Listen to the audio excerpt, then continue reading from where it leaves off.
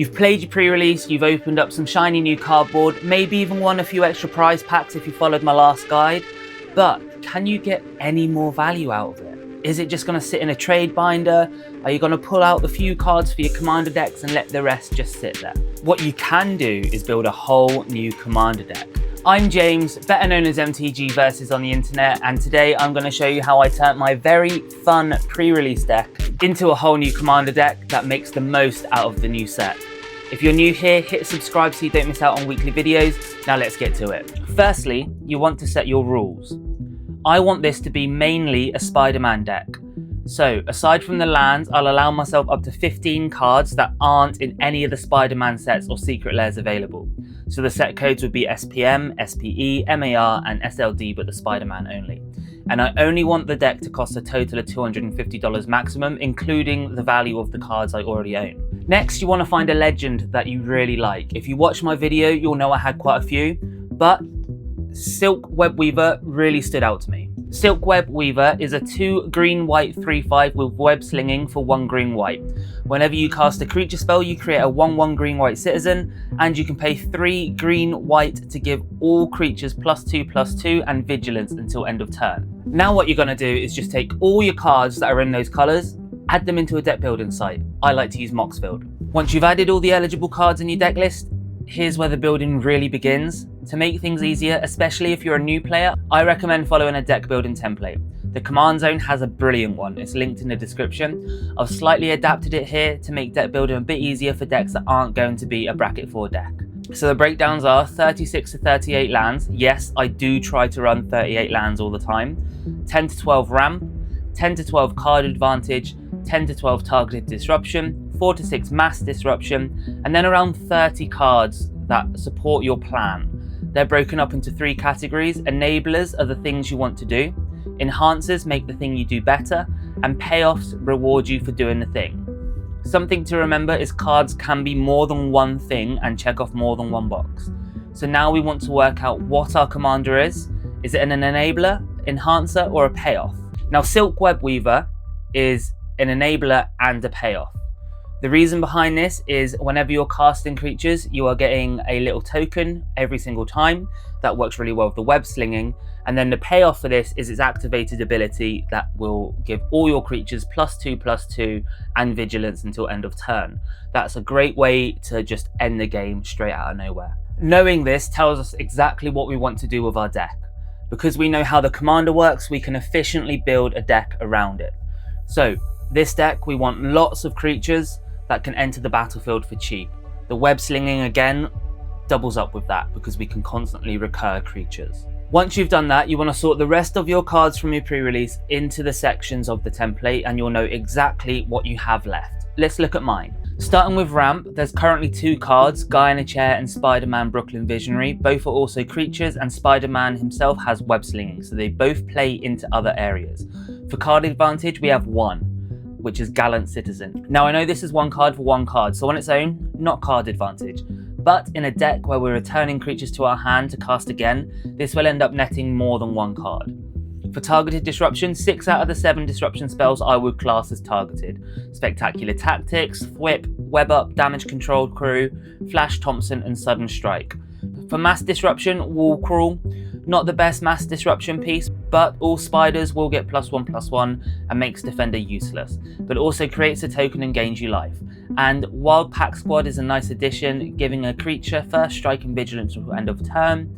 That's a combination that could stop an opponent from blocking, bringing the total to 7. Now, plan cards, got 13 of them. Don't forget some of these cards are more than one thing. Enablers like Daily Bugle Reporters, Gallant Citizen, Spider-Man Web Slinger, Aunt May.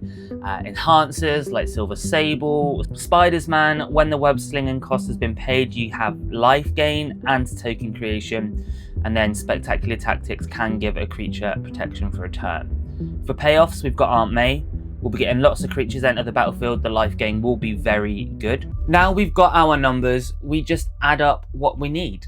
So we need 8 more ramp, 9 more card advantage, 6 more targeted disruption, 5 more mass disruption, and 17 more plan cards. Now we know what we need, the rest is kind of simple. Use deck building tools like EDH Rec, Scryfall, your own bulk, and just go from there. figure out everything you have, fill in those gaps, make sure the curve is nice, and then you're done. So let's see what I ended up with. So this is what we have. I've broken it down into some sections so you can get a better idea of how the whole deck works. So obviously our commander is Silk Web Weaver. I pulled this one in another pack that I won. So again, same things. 2 green white 3/5 with web slinging for 1 green white. Whenever you cast a creature spell, you create a 1/1 green white human citizen, and then the nice ability here, you can pay 5 mana, creatures you control get +2/+2 and gain vigilance until end of turn. I've put this in a slide case by Game Janik. So our commander is very important. So we've got a lot of protection.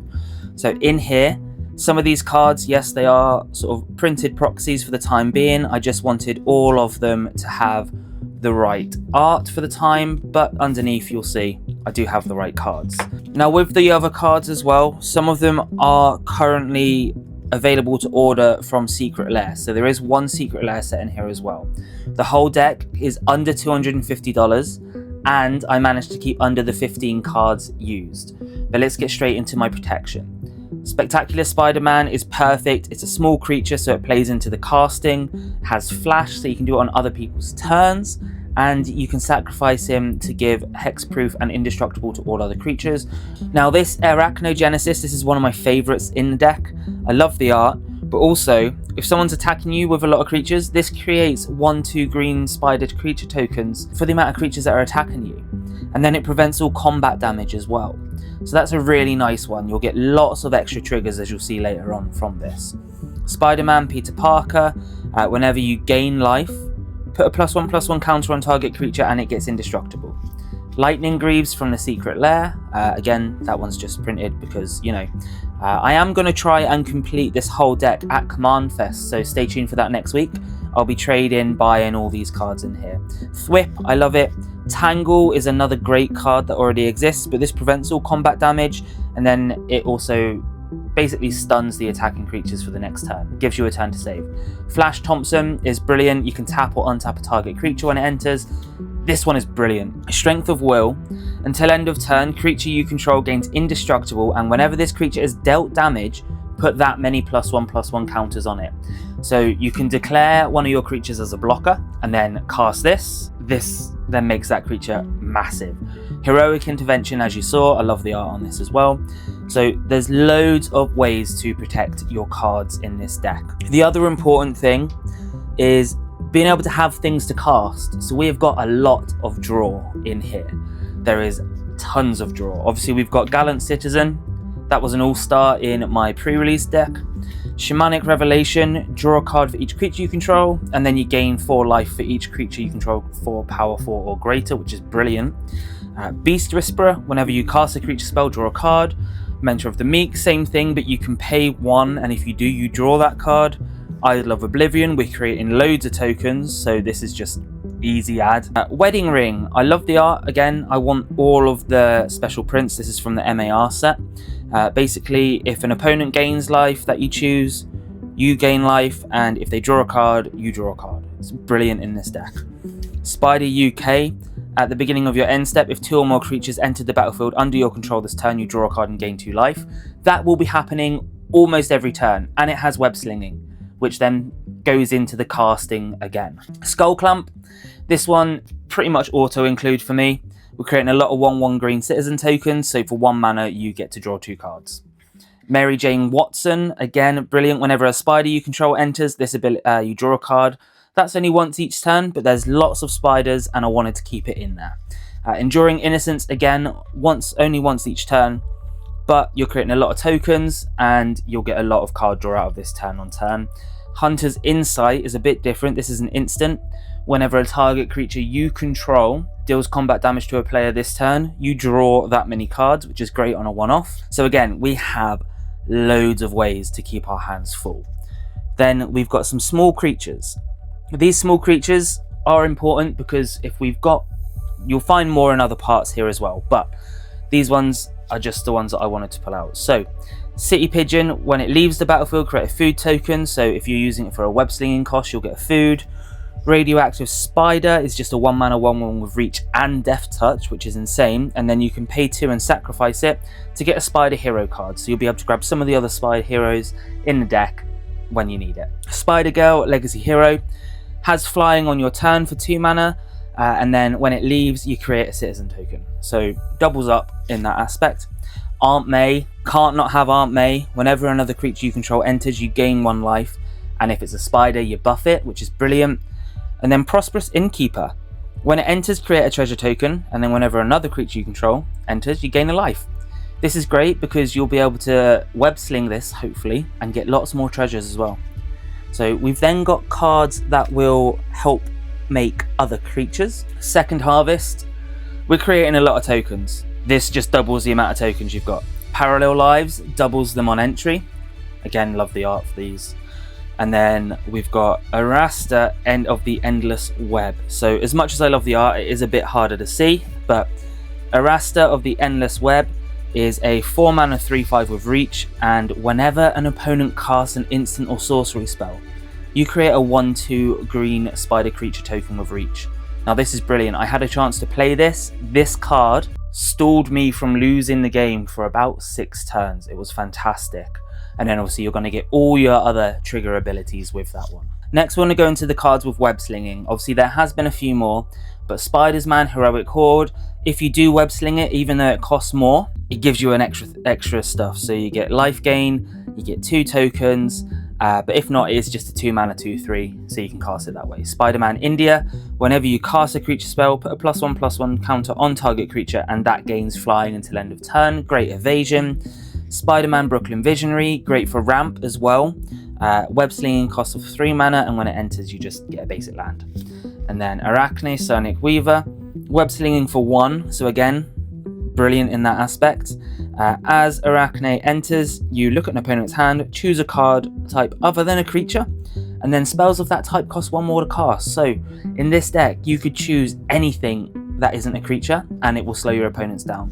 And then obviously Spider-Man Web Slinger as well, web sling for 1, it's a 3/3. Those are some nice little cards in there. We're going to want to get up to scratch. We do have some ramp here, so we got the 3 visits from the secret lair, Thought Vessel because we're drawing a lot of cards, Hot Dog Cart because this is quite funny, you get a food token and then it taps for 1 mana of any colour, and then we've also got the Soul Ring. Again, that's in a secret lair. I have ordered it, I'm just waiting for it to come. These cards help you tap other things for web slinging. So this is a brilliant little artifact vehicle. So Spider-Mobile is a 3-mana 3/3 with trample. When this vehicle attacks or blocks, it gets +1/+1 until end of turn for each spider you control, and it has crew too. But the brilliant thing about Spider-Mobile and other vehicles, you can overcrew, so you can tap multiple creatures and have them available for your web slinging costs, which is amazing. Supportive Parents, we're going to have loads of tokens. I did in the last game that I played with it. This literally tap 2 of them and add a mana of any colour, which is fantastic. War Elves, so how these sort of creatures work, so this in Birds of Paradise, how these work with web slinging. You can tap the creature to start paying for the cost and return the creature as part of that cost as well. So it doubles down on that. Same with Guy in a Chair, you can tap it itself and that's perfect. And then you might have seen as well at the end now, Enduring Vitality. So this gives every single creature the ability to tap for 1 mana of any colour. Perfect for web slinging, perfect for ramp, and then obviously it has that extra built-in protection where when it dies it comes back as an enchantment. The last important part we'll go through is your anthems. So you're gonna want ways to give things on your board extra power. Obviously aside from Silk Web's second ability there, the activated ability, we've got Web Warriors. When this creature enters, put a +1/+1 counter on each other creature you control. This makes all of your board bigger. Friendly Neighborhood is a land aura, so you create 3 1/1 green white human citizen tokens when it enters, which is perfect for all the other triggers we have going on. And then the enchanted land has 1 and tap. Target creature gets +1/+1 until end of turn for each creature you control. So that could buff 1 creature to wipe someone out the board. Amazing Alliance, creatures you control get +1/+1. And then whenever you attack with 1 or more legendary creatures, which there are quite a few of because of all the Spider-Men in here, you gain that much life. So again, the life gains there. Spiderman, Miles Morales from the starter decks, I believe. There's Vigilance and Trample. Whenever Spider-Man enters or attacks, put a +1/+1 counter on each other creature. Those creatures gain Trample until end of turn. So this is an excellent card if it stays out. Then Beastmaster Ascension. Whenever a creature you control attacks, you may put a quest counter on Beastmaster Ascension. As long as Beastmaster Ascension has 7 or more quest counters, creatures you control get +5/+5. So you could have 7 tokens on the board. Swing with all of them. They instantly get +5/+5. So that maxes out, and it's a great little win con for 3 mana as well. Obviously, Spider Ham, Peter Porker. You get a food token on entry, which is great if you do end up recurring it for your web slinging. But as well, spiders get +1/+1 as well. But obviously all these others do, but they don't really matter. So that is the Anthem effects. We've then got a few other cards in here just to bulk it out. So obviously we've got things like Path to Exile, Beast Within, Ephemerate, loads of little combat tricks, other ways to do things as well. Like for instance, same as my pre-release, we've got Damage Control, Crew and Daily Bugle Reporters. These help you recur cards of mana value. Ephemerate for Flicker. Costume Closet, a little fun shout in this one. This is quite fun. So you can cast it, tap it to buff a creature by +1/+1, and then when a modified creature leaves the battlefield, put a +1/+1 counter on this, and you can keep recurring them. It's quite nice in that aspect. I had a lot of fun playing that in my game the other day. And then the lands, because I was keeping to a budget, did go through mostly forests and plains, but there are a few. So we got Ash Barrens for land cycling, Branchloft Pathway, you can choose to have that enter as a green or a white. Command Tower, again, in the secret lair that I've ordered. Daily Bugle building, it gives a creature menace as well. Fountain Port, this is great because you can pay 2 to sacrifice a token and draw a card, or you can pay 4 to create a treasure token, and it does tap for mana on its own as well. Multiversal Passage, this one I pulled as well, which I'm very happy with, but basically it's a rainbow land until you cast it. Oran Reef, the Vastwood, you can add green, or you can tap to put a +1/+1 counter on each green creature that entered the battlefield this turn, which in this deck there's a lot of them. Path of Ancestry for Scry, and then we've got a few cards here for mana fixing, so Radiant Grove, Suburban Sanctuary. Terrain Generator, you can add more into your lands down, and then we've got Reliquary Tower, Rogue's Passage, just because we are going to be drawing a lot of cards and we do want to get our damage through. Now I will just do a quick goldfish for you as well, just so you can see the first couple of turns of this deck. Please give me a hand that can keep. So I have gone down to 36 lands in this deck. I know, but I just wanted to do that. So I have to be a bit more aggressive on the mulligan. So we've got a 4-drop of, here we go. So we've got a 4-drop of Master Weaver, Prosperous Innkeeper, Enduring Innocence, Idol of Oblivion, so 2 great draws. And then we've got a Plains, a Bop, and a Forest. So what we would do on our first turn, let's draw. Reprieve, nice little bit of counter. We would play the Birds of Paradise. From there, what we would do next, another nice little 2-drop. We would get the Plains down. And then I would say Prosperous Innkeeper. This creates a treasure token. So we've now got 2 extra mana that we can use if we wanted to, but I don't want to do that just yet. So we could gain a life by casting Spider Girl now, but if we go through to our next turn, we've got another Plains, so we could play that. What we now can do is we can pay 1 green, 1 white, 1 of any color, return this, cast Silk Web Weaver. We gain a life, and then we could straight away cast back Birds of Paradise. We gain another life, and we also get a 1/1 green citizen. We gain another life. This is turn 3, and with the life swing on its own, we're doing so well. So in our next turn, if you draw Hunter's Insight. What I would like to do now is I will cast an Idol of Oblivion, and then with the 3 remaining mana that we have, I'm going to go white, sacrifice the treasure for green, Spider Girl Legacy Hero.